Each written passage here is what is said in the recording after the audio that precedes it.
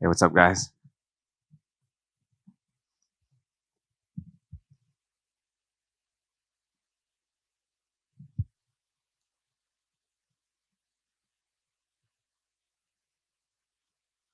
Josh in the front, right here. Obviously, you were calling for either this title shot or this interim title shot, but now that it's here, we're only a few days removed. You got the title shot that you wanted. What are the emotions now that camp's over? You're in the country. Yair is here. I know some people were nervous not seeing him on embedded for a bit that he might not even make it. Was there any part of you that was just nervous until you finally get into the octagon? No, I'm having a great time. I'm trying to live in the present, whereas I'm always looking ahead and always looking in the future, and I feel like I'm never having fun. Um, but we came out here early. We stayed in South Fremantle, and it's a little beach town that's south of here. It's awesome. It's like we were going to the beach every day. We found some coffee shops, like great seafood. The people are nothing but amazing and so kind, and um, just been trying to take it all in. This reminds me a lot of my UFC debut when I took a fight on a 5-day notice in the Netherlands. I flew across the world to Rotterdam, took it all in, first time really out of the country. And that kicked off my wife and I's, I guess, just travel bug, like becoming obsessed with it. So this reminds me a lot of it. And I'm trying to kind of go back and do similar things. And with Yair, no, I wasn't concerned too much about that. I saw a lot of people saying they were worried about that and the fight wasn't going to happen, but we're all trying to achieve the same thing. So this is such a, important moment for myself, and it just gets me that much closer to my ultimate goal of become the undisputed world champion. So there's nothing that was going to stop me. I said, I don't care who I fight, where I fight, when I fight. I will be there. They don't even have to ask me. I actually just signed the contract the other the other week just because we were dealing with some other things, and so it's kind of funny. But yeah, no, I was going to be here no matter what. Is that normal to sign the contracts that close to the fight, or is this just a? It was just a different thing, and we had just some other stuff. But it's kind of funny. Like I just joke with my wife and friends. I'm like, it's not even official yet, but in my eyes it is. And you did mention your ultimate goal is to be the undisputed featherweight champion. Was it important to have this fight on the same card as Alex fighting in the main event, just so, because like he said, he's going to fight the winner. He has no plans of dropping that featherweight belt, but assuming you both win, you're on the same timeline. Was it important to be on the same card as him? Yeah, I didn't really mind. It's just the interim title is such it's a huge accomplishment. So I don't think we needed to fight on the same card because different weights, but it makes for something special because I'm on a historic event, a historic pay-per-view card. Pound for pound number one against pound for pound number two, lightweight versus featherweight champion, and we're co-headlining. It's one of the biggest, I think fights of the year, and who knows? We're going to see how it turns out. But yeah, so it is important to be out here, and but I just have to focus on winning first, and then I'll sit back and tune in for that fight. Well, I'm sure you visualized the moment of the belt being wrapped around your waist here in Perth. Would you be a fighter like when Justin Gaethje won? He threw the belt on the ground, said this isn't real. Or on the flip side, Dustin Poirier, he treated it like he had won the belt because of the journey that it took to get him there. Yeah, I just talked to Bisping and Anik and Cruz in the back about this, and I'm not going to throw it on the ground, but in my eyes, there's only one featherweight champion, and that's Alexander Volkanovski. So this is more like a number one contender belt. It gives me feedback on how good I am and leads me in the right direction to where I want to go. But I have to get through Yair first in order to do so. So I'm solely focused on him at the moment. So speaking of Yair, what do you make of him as an opponent stylistically? Do you like this matchup? He's incredibly dynamic both on the ground and on his feet. Just what do you make of him as an opponent overall? Yeah, he's a great fighter. He's ranked number 2 for a reason. He's one of the best in the world also. So I focus on myself, and even though I have training partners that can't emulate who I'm fighting to the T because everyone's unique in their own. And he is so dynamic and elusive and explosive and crafty. You don't know what he's gonna throw at you, but I've watched so much film on him. I've brought in just like my friend and training partner, Andre Feely, he's fought him. He has similar body style. Even Slava Claus, he's my buddy, and he's a world champion kickboxer. He's throwing a lot of the things that Yair throws, but I'm prepared the best of my ability, and I'm just going to go in there and execute my game plan and, capitalize on things that I don't think he'll be able to correct in that 10-week camp. And I'm going to beat him to the punch. And final question for me, who do you have in the main event? Are you hoping Alex pulls it off, just, represent the featherweights up in the new lightweight division? Yeah, it's a tough fight just because they're both of them are so damn good. And, I just have to win first. And then of course I'm pulling for Volk because you know how big that fight would be. And, it would be massive. And, just a featherweight going up and then becoming the double champ, few have only succeeded. Only a few have even had the opportunity to do it. So yeah, I'm pulling for the underdog. I'm always rooting for the underdog, and he's a massive underdog. Is the biggest hope, Josh, maybe that just win or lose, Alex comes out of that like relatively unscathed, no serious injuries or anything, so we can get this thing going as soon as possible?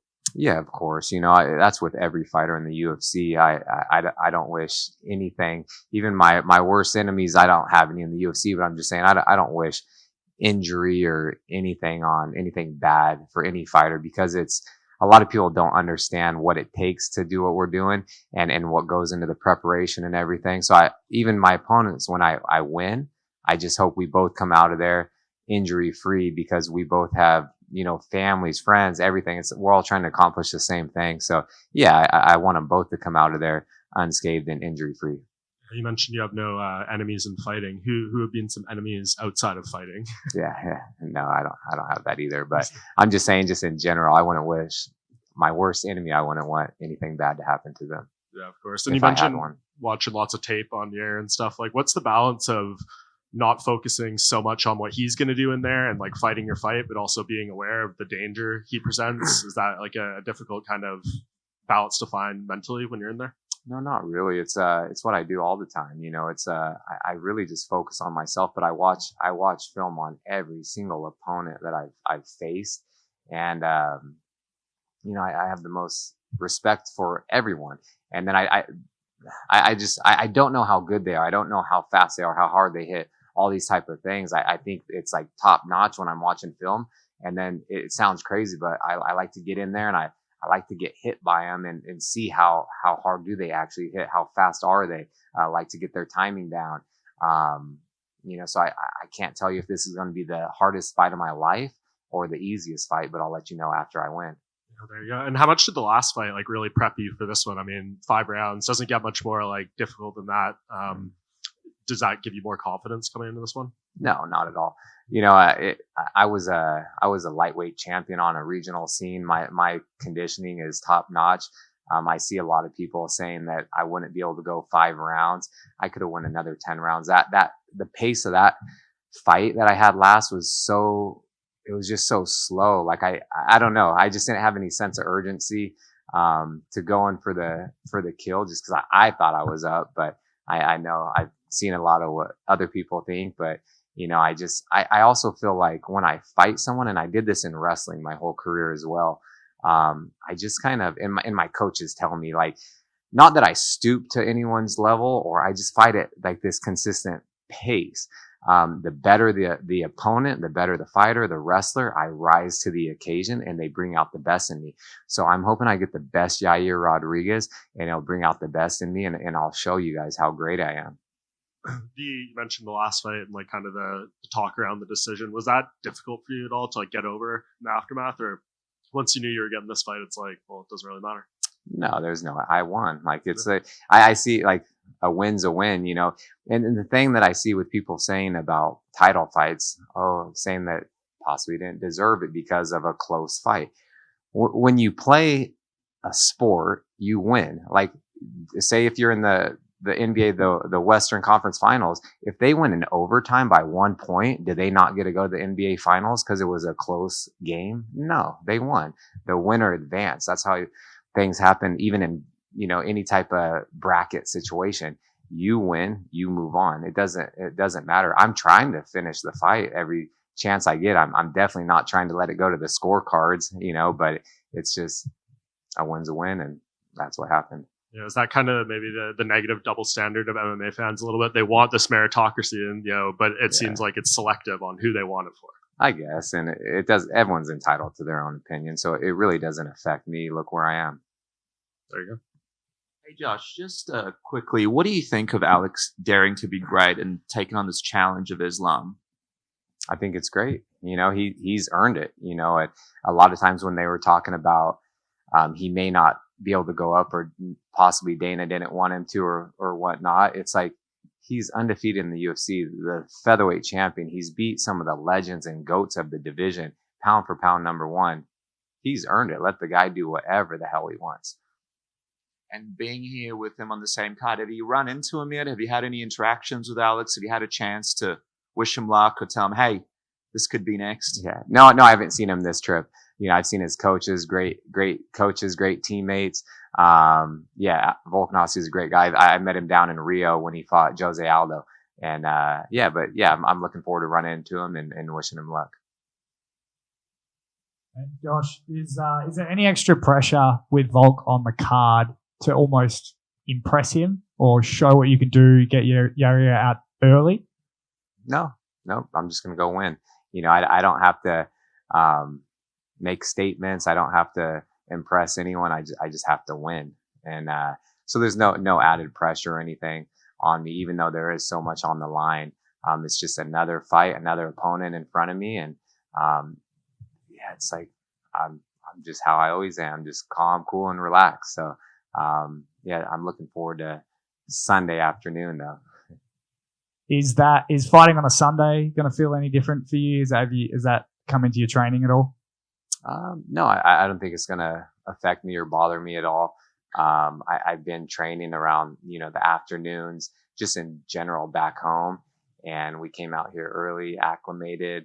I think I'm actually going to like it more, just because when we fight at night and we're in Vegas or in the States and, later in the card and we're fighting at like 9 or beyond, I'm super tired, so I'm just like backstage, like laying on the mats, trying to take a nap. And then it's like, they're like, you're up next. I'm like, shit. Okay. I gotta somewhat pump myself up.